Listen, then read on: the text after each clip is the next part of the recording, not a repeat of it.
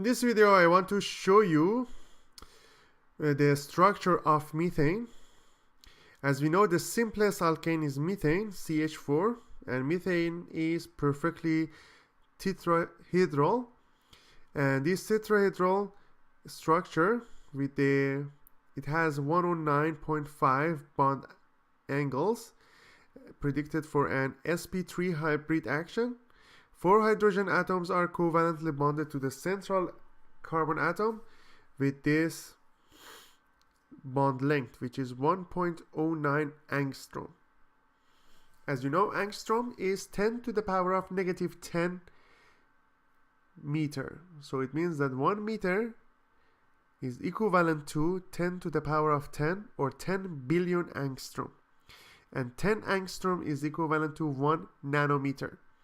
So as you see here, we have tetrahedral shape, and the hybrid is sp3, and all these angles between hydrogen to another hydrogen is 109.5.